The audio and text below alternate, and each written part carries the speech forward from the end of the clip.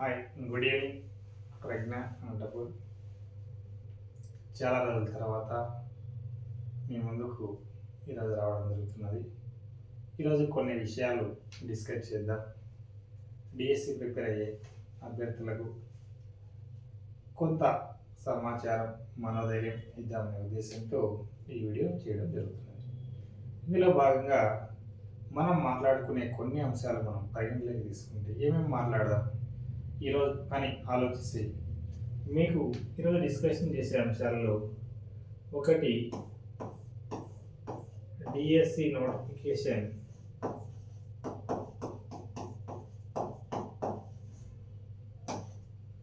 ఈ నెలలో ఖచ్చితంగా వస్తుందా, ఎప్పుడు వస్తుంది, 5 రోజులు అన్నారు, 5 రోజుల 10 రోజుల, ఇంకా ఇప్పుడు కూడా కొద్దిమంది అపోహలు అనేటివి ఉంటున్నాయి. ఆ అపోహలు ఎలాంటివి ఉన్నాయి,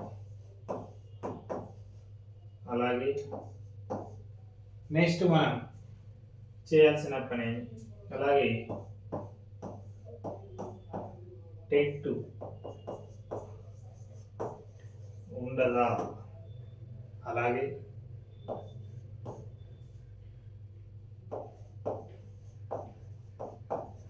పోస్టులు ఏవి హెచ్జిటి పెరుగుతాయా లేదా,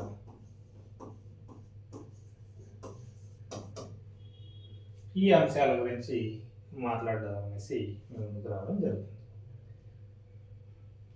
మొదటి అంశంగా తీసుకుంటే డిఎస్సి నోటిఫికేషన్కి సంబంధించి మనం అంశాలు మాట్లాడితే డిఎస్సి నోటిఫికేషన్ ఎన్డీఏ గవర్నమెంట్ హయాంలో మొదటి సంతకం ద్వారా డిఎస్సి ఇచ్చేస్తామని చెప్పడంతో 5 సంవత్సరాల పాటు ఎదురు చూసిన నిరుద్యోగ అభ్యర్థులందరూ ఉత్సాహంతో ప్రిపేర్ అయ్యారు. ఉన్నటువంటి టెట్ అనేది రావడం, మళ్ళీ ఎస్సీ వర్గీకరణ అనేది రావడంతో ప్రిపరేషన్ బాగా స్టార్ట్ చేసి మళ్ళీ నిరాశ నిస్పృహలతో జిగ్జాగ్గా అవుతూ ఇప్పటికీ కూడా డిఎస్సి నోటిఫికేషన్ అంటేనే ఆవు పులి కథలాగా అయిపోయింది. అభ్యర్థులందరూ కూడా ఇంకా అయోమయంలో, ఇలాగే వీళ్ళు 10 రోజులు, వారం, నెల ఇట్లా చేస్తూ ఉన్నారు, ఇస్తారా ఇవ్వరా అని అనుకుంటున్నారు. కానీ వాస్తవం మనం గమనిస్తే డిఎస్సి నోటిఫికేషన్ సంబంధించి ఇంకా దాదాపుగా వాళ్ళు చెప్తున్న కారణాలన్నీ అయిపోయచ్చు. మెయిన్గా ఏం తీసుకున్నారు, ఎస్సీ క్లాసిఫికేషన్ తీసుకున్నారు. ఎస్సీ క్లాసిఫికేషన్ తీసుకున్నారు. ఈ ఎస్సీ క్లాసిఫికేషన్ సంబంధించి ఇప్పటికి 2 స్టెప్పులు పూర్తిగా అయిపోయింది. ఎస్సీ క్లాసిఫికేషన్లో ఈ మధ్య మనం గమనిస్తే ఎస్సీ కమిషన్కి పంపించారు, ఎస్సీ కమిషన్ ఆమోదం చేసింది. రెండవది క్యాబినెట్ ఆమోదం జరిగింది. నెక్స్ట్ 3వ స్టెప్ గవర్నర్ ఆమోదించడం అనేది చేయాల్సి ఉంది. ఇది దాదాపు రేపు లేదా ఎల్లుండి కల్లా మనకు గురు శుక్రవారంకి లేదా ఏటి తిరిగి ఈ వారం లోపల గవర్నర్ ఆమోదం అనేది జరుగుతుంది. నెక్స్ట్ స్టెప్ ఏం జరుగుతుంది, గవర్నర్ ఆమోదం జరిగిన తర్వాత ఇంకా ఎస్సీ వర్గీకరణ అమల్లోకి రావడం అనేది జరుగుతుంది. అప్పుడు డిఎస్సికి సంబంధించిన ఉన్న పోస్టులకు కొత్త ఎస్సీ వర్గీకరణకు సంబంధించి రోస్టర్ పాయింట్లు సెట్ చేసేసి ఆ కొత్త రోస్టర్ పాయింట్లతో నోటిఫికేషన్ ఇవ్వడం అనేది ఇంకా మిగిలి ఉన్న ప్రాసెస్ అంటే ఇది ఆల్రెడీ జరిగింది, గవర్నర్ పంపించారు, ఇంకా జరగాల్సినది ఈ ప్రాసెస్ మాత్రమే ఆగి ఉంది. అందుకోసమే వెంటనే ఇచ్చేస్తామనేసి నిన్న ఎడ్యుకేషన్ మినిస్టర్ పక్కనే ఉన్నారు, వాళ్ళతో కూడా మాట్లాడి 5 రోజుల లోపల వచ్చే ఏర్పాటు జరుగుతుందనేది ఒకటి అంటున్నారు. అలాగే ఇంకా చంద్రబాబు గారి బర్త్డే కూడా 20వ తేదీ ఉంది. అందుకోసం అది త్వరలో ఇంకా అటు ఇటు కూడా వస్తుంది అని ఒక పాజిటివ్ వర్షన్లో ఉన్నటువంటి అంశం. డిఎస్సి అనేది ఆ పాజిటివ్ వర్షన్లో తీసుకుంటే డిఎస్సి నోటిఫికేషన్ అనే అంశాల్లో ఇంకా ఈ ప్రాసెస్లో మనకు మిగిలి ఉన్న ప్రాసెస్ చివరి స్టెప్ మిగిలి ఉంది. ఇంకా అభ్యర్థులు ఇక్కడ నమ్మే అవకాశం, ప్రభుత్వాన్ని మనం నమ్మచ్చు. ఈ ప్రొసీజర్లో ఇంకా ఒక్క ప్రొసీజర్ మిగిలి ఉంది, అక్కడ నోటిఫికేషన్ అనేది వచ్చే అవకాశం ఉంది. 99% వచ్చే అవకాశం ఉంది. సరే, ఇక్కడ మనకి ఇంకా వెంటనే డేట్స్ గురించి మాట్లాడుతున్నారు. గవర్నమెంటు కొన్ని సందర్భాల్లో జూలైకి భర్తీ చేస్తాం, జూన్లో భర్తీ చేస్తామన్నారు, పాఠశాల ప్రారంభానికి భర్తీ చేస్తామని చెప్పడం జరిగింది. కానీ ఇప్పుడు మనకు సాధ్యాసాధ్యాలు తీసుకుంటే జూలై 1st వీక్లో మనకు ఆన్లైన్ స్లాట్లు అయితే అవైలబిలిటీ ఉంటాయి.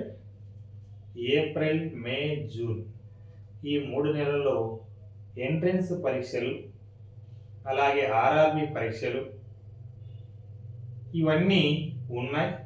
వాటికి స్లాట్స్ అనేవి సరిపోవడం లేదు. అందువల్ల మనకి మే, జూన్లో ఆన్లైన్ ఎగ్జామ్ ద్వారా అయితే భర్తీ చేయడం అయితే ఉంటుంది.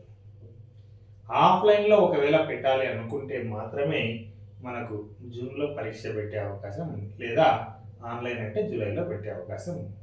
ఇది ఇప్పుడున్న డిఎస్సి ఉంది. అలాగే నిన్న మినిస్టర్ గారు మాట్లాడిన దాన్ని బట్టి చూస్తే టెట్ ఆల్రెడీ కండక్ట్ చేశాం అనేసి అన్నారు కాబట్టి టెట్ గురించి ఇంకా నిర్ణయం తీసుకోబోరేమో అనేది ఒక ఆలోచన.